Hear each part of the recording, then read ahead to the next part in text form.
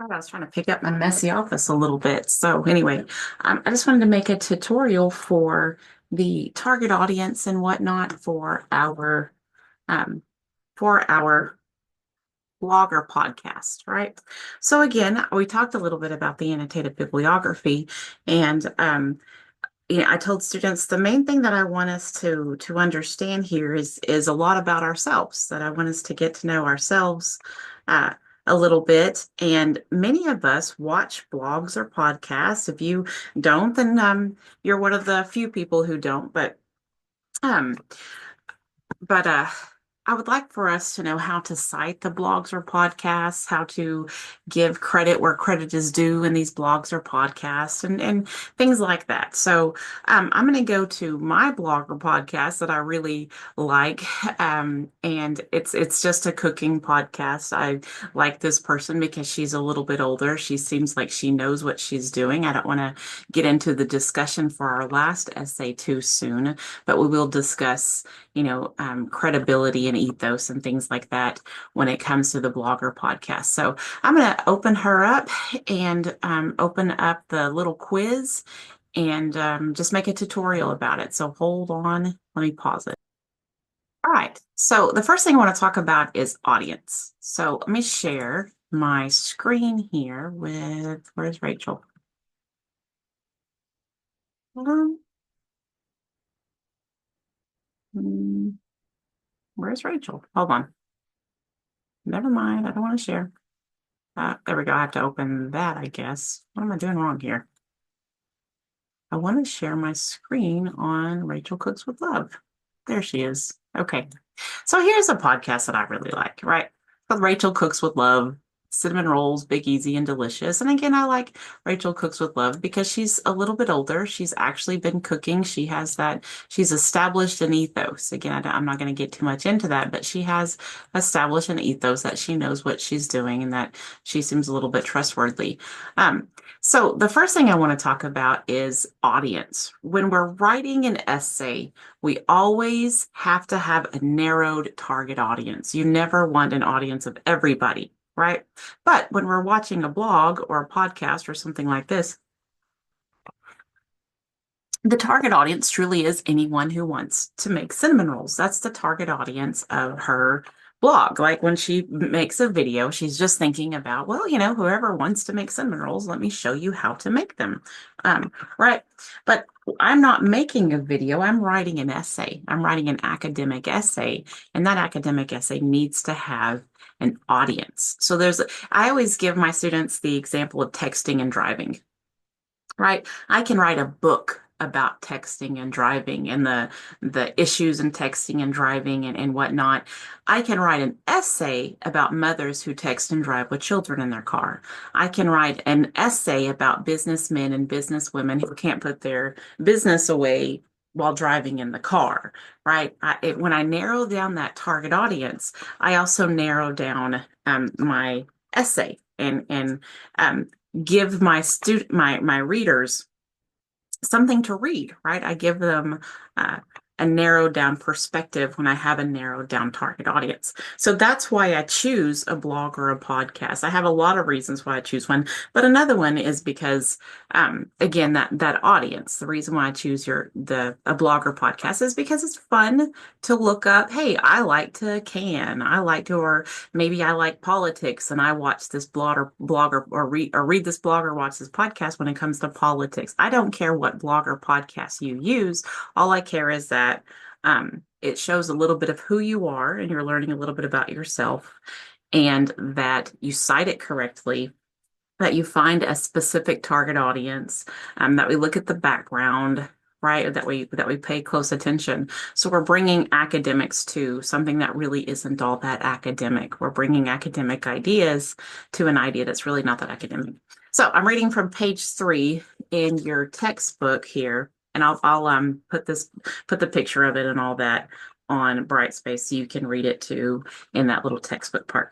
But it says, you are always writing to readers, so take time to consider their interests and expectations. What did they know or believe about your subject? What kind of information will they need to understand your ideas? What kind of response do you want from your readers? Make choices that show respect for your readers' values and perspectives. Right. And then there's another page that goes into it also. I'll look that up here in just a moment. But if you're thinking about, well, I don't know my readers' values and perspectives. I don't know a narrowed target audience. The way to narrow your target audience is to plug yourself in as the target audience. So if I'm going to write an essay over why it's important for me to choose a cooking blog that where the chef or whomever the main person is credible, I'm going to talk about middle-aged women. I'm going to talk about middle-aged women who, don't have enough money to spend on cinnamon rolls that aren't going to make, that aren't going to rise or that aren't going to do well or not going to taste good because someone who didn't know what they were doing in the first place just wanted to make a blog, right? So I'm going to talk about middle-aged women. I'm going to talk about what we face, that we have a lot of us have careers or jobs. A lot of us have children. A lot of us, we're just trying to find that quiet time.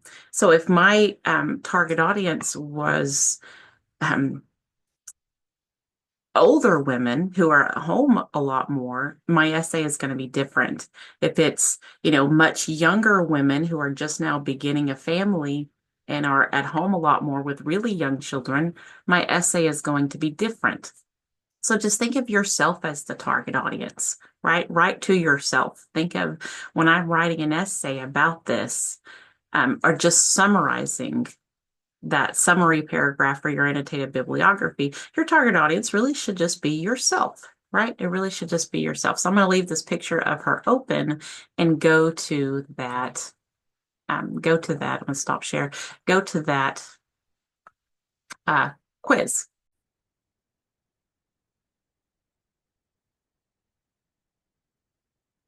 All right. So here's the assessment. This is just to ensure that students fully understand the sources that they will be using for their essays. We create an annotated bibliography. For the annotations or the summaries, we just have a few questions in these analysis quizzes to help us write the summary. So this is just to help you write the summaries. So let's make sure that the answers go into the summaries. I have a lot of students who will summarize their assessment, and they'll never put target audience in, and they'll never put the mood in, and they never put the point of the questions is for you to put them over into the summary. And when you summarize, please do not put, number one means that you're not there to answer the questions in a summary. You're there to write a paragraph, right? And so anyway, we'll get into that whenever we get to writing them. But let's look at these questions, right? Oh, let's start assessment. So the first question is, you must be the target audience of the blog or podcast because we are finding sources about ourselves. So let's make sure that many tutorials have very broad target audiences, but we want to make sure that our summaries and essays have a narrowed target audience. So that's what we think about. Think of yourself in third person. Answer this question. Who is the narrowed target audience of this blog or podcast? So mine is the Rachel Cooks with Love cinnamon rolls, right? So my target audience is anyone interested in baking. That's the huge target audience. But that's too broad, far too broad for me to accurately discuss. So my narrowed target audience is middle-aged women, since I am a middle-aged woman, right? So that's what you want to look at with your blog or podcast. You just want to look at yourself and say, well, I'm part of the target audience, so I am the target audience. Right. So number two, why did you choose this blog or podcast? Be specific and write at least 3 complete sentences. I chose I chose a podcast on baking cinnamon rolls because I love to bake. I often bake them in coldest months. So the oven warms my home and makes it smell like baked goods. Right. So that's me. That's specific to me. That's not going to be specific to you. That's going to be specific to me. So again, I want for you to see part of yourself in these questions and for you to learn about yourself in these questions. Number 3, what is the background of the blog or podcast? So that's why I kept it open. Why are you not scrolling? So that's why I kept it open, because we want to look at Comp 2 talks a little bit about, we don't, but Comp 2 talks a little bit about when I'm going to stop sharing and open it back up with her. Comp 2 talks a little bit about when we see someone and they are in their home and we're in my home, sometimes we get this false sense of connection, this false sense of companionship. Now, again, we talk about that in Comp 2 and not really in here, but it's still really important for us to take in all the details, right? Because this home looks like it looks like a person's home. This looks like a person's kitchen. Whereas, I'm going to go to this person over here. Stupid When your ads. auto insurance coverage is Right. too big or too small, it feels well. Have you been disappointed by the drop? Like this person's, and he has a great blog. I've watched his before, but sometimes we'll look into somebody's house and it doesn't feel like a home. It feels like a setup for a blog or a podcast, because a lot of times what we will see is someone is striving to create the blog or podcast before. We'll see someone who's striving to, I hope that moved with me, but we'll see someone who is striving to make a blog or podcast before they have the knowledge and the know-how. Now, I tell you, I have used this person's recipes before and they're fantastic. But again, the background looks as if, again, that he's striving for the ethos and not striving for the, not as much strive. That's just my opinion, though. So it's really important, again, to make sure that, hi, everybody. It's really important that we make sure that we are paying close attention to detail. That's all I want you to do, is get in the habit of paying close attention to detail. So I'm going to write a little bit about, that her home just looks like it's smaller kitchen. It looks like a normal kitchen. And that's what I'm striving for whenever I am looking for a recipe. Knowing their intentions. I think the background shows the person's intentions. And that's only if it's a video, of course. That's only if it's a video. If it's a podcast or if it's a blog, you just write it's a blog. Maybe tell me about their word choices and whatnot. Do you think they're striving for credibility, or do you think they're striving for face value only? So you can look at that if you want to. Again, just be thinking about yourself. All right, let me go back to ours. Go back to our assessment. That's what I meant. Assessment. There we go. All right, we'll go back to the assessment. All right, Rachel's in her kitchen. It's not elaborate or big kitchen. It seems normal and clean. I feel as if I could sit at her table as she talks. I mean, I could write a whole lot more as that on that background. Why I chose that background. I do really look at backgrounds whenever I'm choosing a video to watch, because again, I kind of judge. I'm a little judgy whenever it comes to the backgrounds of my blogs. All right, now number 4 is where it gets a little bit harder. I really just want you to be practicing citing these. So a YouTube video and a podcast, they're cited differently, because a YouTube video just has the name of the video uploaded by, and that's it. So here we want the person's name, which is just Rachel. Her last name isn't in there. So just Rachel. She's the creator. There's the name of her video. That's supposed to be Rachel Cooks with Love, is supposed to be in there a little bit. The podcast title, the publisher, Rachel Cooks with Love is supposed to be in there too. I'm going to edit that here in just a moment. But Rachel Cooks with Love is supposed to be Rachel. Cinnamon Rolls, big YouTube, and then actually right here, Rachel Cooks with Love, YouTube 2020. But anyway, so her name is supposed to be on there. But just practice citing that to make sure that it's cited correctly.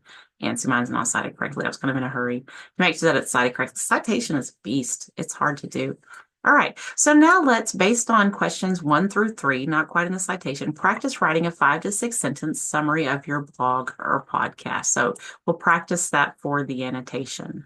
All right, so I hope this helped a little bit, but I just want you to know that you are citing a blog or podcast to get to know yourself a little bit better, so we can get to know you a little bit better, and to practice giving credit, practice hunting down those sources that those places that we just use every day, those videos that we watch a lot of us, not everybody, I know I can't say everyone, but a lot of us watch every day. And, bringing credibility, knowing ones to use and ones not to use, and things like that. We'll get to the essay, we'll get to the discussion, but right now we're just looking for what we want to use for the essay and for the discussion. And it's supposed to make your class a whole lot easier when you find it beforehand and then talk about it later because we're thinking about it. We're thinking about it. We have it in our mind and whatnot. All right, I want to make this video, 40 minutes long or whatever. So I'm going to go ahead and exit out. If you have any questions, ask me, but please, watch the video before you ask questions because the video is meant to help you with that. All right, we're going to set up some annotated bibliography Zoom conferences here soon. I'll send out an email. I'm not really available Monday, Wednesday, and Friday. I have a very packed schedule, but Tuesdays and Thursdays, if you're only available Monday, Wednesday, Friday, I'll do my best to get you in, especially if you do have any questions, want me to read anything, look at anything.